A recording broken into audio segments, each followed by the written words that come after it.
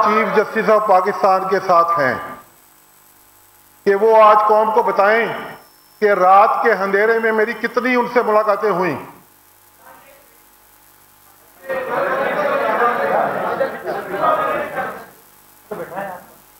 रात के अंधेरे में कितनी मेरी मुलाकातें उनके साथ हैं और क्या अरसलान इफ्तिखार मुझे नहीं जानता? क्या उन मुलाकातों में अरसलान इफ्तिखार कई मुलाकातों में नहीं था? उसमें आज का जो सिटिंग रजिस्ट्रार था वो भी मौजूद होता था कई मुलाकातों में। दूसरा मेरा question chief justice of Pakistan से है। अहमद खलील मेरा पार्टनर एक प्रोजेक्ट में, अहमद खलील के घर प्राइम मिनिस्टर और चीफ जस्टिस ऑफ पाकिस्तान की कितनी मुलाकातें हुई? और उन मुलाकातों में एक सिटिंग सुप्रीम कोर्ट के जज साहब भी मौजूद थे, वो कौम को बताएं। तीसरी मेरी request chief justice of Pakistan से है।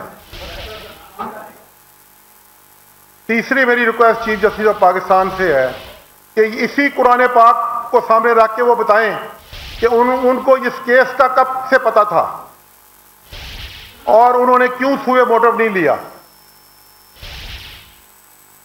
और उस वक्त सुए मोटिव लिया कि जब शाहीन सबाई ने ब्रेक कर दिया, अहमद मीर ने ब्रेक कर दिया और इंसार अब्बासी साहब ने ब्रेक कर दिया। और जिस कॉमन दोस्त ने 6 महीने पहले मैंने कोशिश की कि यह निज़ाम चलता रहे, मैं अपना कैरियर तबाह ना करूं, मैं अपनी क्रेडिबिलिटी तबाह ना करूं। आज के बाद मैंने कोई कारोबार नहीं करना, लोगों ने मेरे साथ भी कारोबार नहीं करना। मेरे 4 साल पहले भी चीफ एग्जीक्यूटिव से रिजाइन किया था और इस वजह से मैंने अपना कैरियर छोड़ दिया। इसी पिंडी की सड़कों में मैं 8-8 किलोमीटर पैदल चला, मेरे पास 8 आने किराया नहीं होता था और अल्लाह ने वहां से मुझे सारा कुछ दिया। वो मैंने सारा कुर्बान कर दिया। मुझे मेरा बैरिया टाउन मेरे बच्चों से ज्यादा अजीज था, मैंने वो छोड़ दिया और मैं इस मुल्क को तबाह होते नहीं देख सकता। मैंने इस मुल्क को बनाया है। मेरे बैरिया टाउन में लोड शेडिंग नहीं होती अल्लाह के करम से। मेरे बैरिया टाउन में सिक्योरिटी प्रॉब्लम नहीं है, गार्बेज कलेक्शन प्रॉब्लम नहीं है, रोड प्रॉब्लम नहीं है, लोगों के लिए अच्छे खेल के मैदान हैं। यही गवर्नमेंटें करती हैं। मैं इतना सा कर रहा हूं, गवर्नमेंट इतना करती है। जिस कॉमन दोस्त ने 6 महीने पहले चीफ जस्टिस ऑफ पाकिस्तान को जाके ये कहा कि जी आपका बेटा ये काम कर रहा है, तो उसे कहा गया कि जी मलक रियाज ब्लैकमेलर है। उन्होंने कहा कि मैं आपको डॉक्यूमेंट ला के दिखा देता हूं, उन्होंने इनकार कर दिया डॉक्यूमेंट देखने से।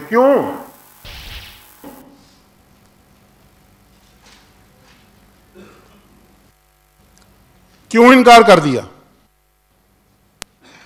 और हमारे केस आज भी चीफ जस्टिस ऑफ पाकिस्तान ने सुने और एफआईए को कहा कि मलक रियाज को कत्ल में इन्वॉल्व करो।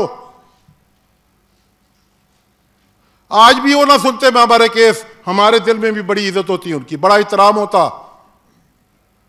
मैंने भी, ये मेरी बुक है कालमों की, मैंने भी 2007 में उसी तरह जदोजहद की जिस तरह पूरी कौम ने की। मैं परवेज मुशर्रफ के वक्त जो इन कालमों में मैंने लिखा, चीफ जस्टिस ऑफ पाकिस्तान के किसी बिजनेसमैन की जुर्रत नहीं है एक लफ्ज भी लिखना। मैंने भी खुद गया चीफ जस्टिस ऑफ पाकिस्तान के पास, अपनी बुलेट प्रूफ गाड़ी भी ऑफर की उन्होंने ली। मैंने कहा मुझे आपकी जिंदगी अजीज है, आपके बच्चों के लिए, इस मुल्क के लिए आपकी जिंदगी अजीज है। मैंने भी उतनी जदोजहद की जितनी पूरे लोगों ने की, उससे ज्यादा। मैं अपने रिस्क लेके जनरल परवेज मुशर्रफ के खिलाफ लिखता रहा। यह बुक मेरी 2007 में छपी थी मेरे कालमों की। मैंने इस मुल्क में कसूर क्या किया कि इस मुल्क में एक अच्छा हाउसिंग सोसाइटी दी, लोगों को अच्छी लिविंग दी। मेरे 21,000 मुलाजम हैं, 5 फैमिली के बंदे भी लगाएं तो 1,10,000 बंदा बनता है जो हमारे बैरिया टाउन में मुलाजम है। 4 लाख से ज्यादा मेंबर हैं। 5 फैमिली के लोग भी लगाएं तो वो 20-25 लाख लोग बनते हैं। क्या उन्हें भी ये कोऑपरेटिव स्कैंडल बनाना चाहते थे और चाहते हैं? क्या उनके साथ उनको किसी ने आज दिन तक किसी गवर्नमेंट ने रिलीफ दिया कोऑपरेटिव वालों को? क्या फाइनेंस कंपनी को कोई पैसे दे सका आज दिन तक? अगर हमारा प्रोजेक्ट भी आज डुबो दिया जाएगा तो ये सुप्रीम कोर्ट ऑफ पाकिस्तान की जिम्मेवारी होगी।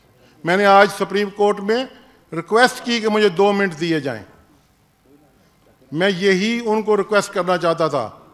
मैं इंसाफ खरीदने नहीं गया था,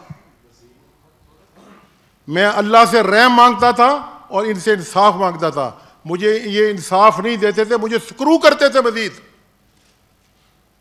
मैंने क्या किया? मैंने 61 साल तक, मेरी 63 साल उम्र है, मैंने कोर्ट नहीं देखा। जब चीफ जस्टिस साहब ने सुए मोटिव लेके मुझे सेशन जज के पास भेजा इंक्वायरी के लिए, तो वो जज साहब ने वो इंक्वायरी मेरे खिलाफ बनाई और उसकी को वजह है क्यों खिलाफ बनाई, उसको कहा गया। लेकिन उसने एक जाते ही मुझे कहा, साहब मुझे पता है कि आप जिंदगी में पहली दफा अदालत में आए हैं। क्यों मेरे खिलाफ 60 साल से कोई केस नहीं था, मैं बैरियर टाउन फिर भी चला रहा था। किस लिए मुझे इसमें स्क्रू किया गया? मैं इसीलिए उन मुलाकातों का, उन मीटिंगों का जवाब मांग रहा हूं। मुझे कंटेम्प्ट ऑफ कोर्ट में बुला लें, मुझे जेल भेज दें, मैं मरने के लिए तैयार हूं। जिसने आप सारा फ्यूचर दांव पर लगा, मैंने जेल नहीं देखी, अल्लाह किसी दुश्मन को मैंने थाना भी कभी नहीं देखा। मौला करीम के करम से 63 साल की उम्र तक 1 रुपया मेरे ऊपर कोई बंदा नहीं कह सकता, मेरा कोई मेंबर नहीं कह सकता कि जी मैंने कोई 1 रुपया किसी का भी रखा। ब्लैक माफिया, ब्लैक मेलर मेरे पीछे लगा दिए गए। जो दरखास्त आती है, मुझे सिविल जज को भी ये ऑर्डर जाता है कि फैसला क्या करना है, रिटर्न की शेख में भी मेरे ऑर्डरों की इंडिपेंडेंट इंक्वायरी होनी चाहिए।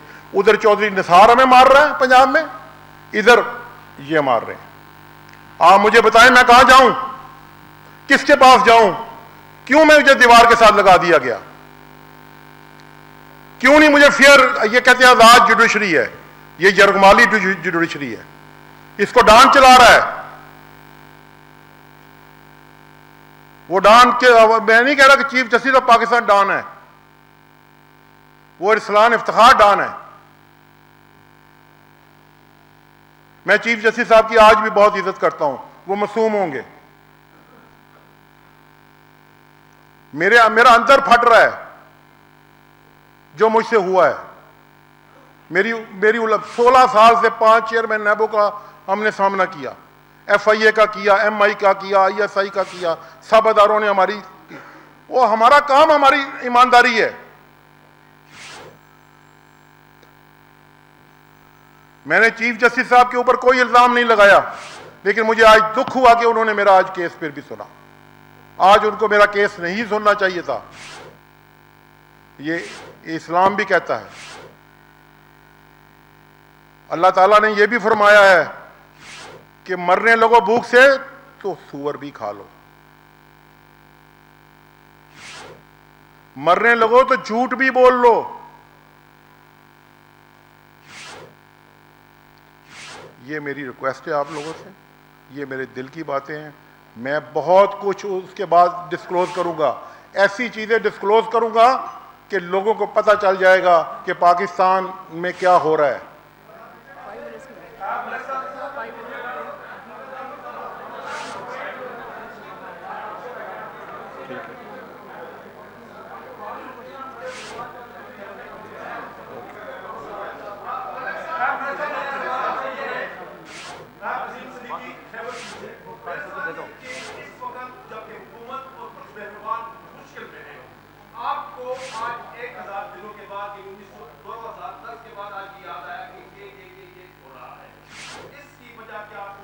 मैं ये कुरान पाक पर कहता हूं कि मेरे साथ, मुझे प्रेसिडेंट ने मना किया, मुझे किसी ने मेरा साथ नहीं दिया, मेरे साथ कोई है सिवाय मेरे अल्लाह के।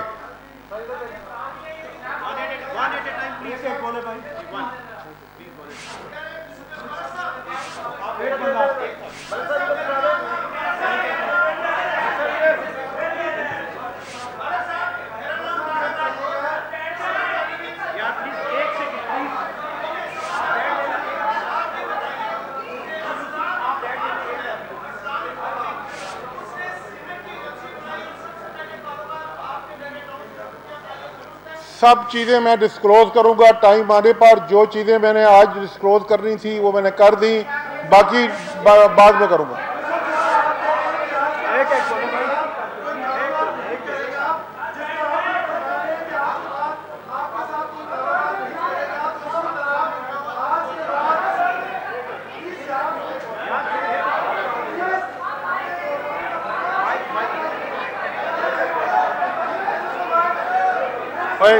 तो बैठ जाओ।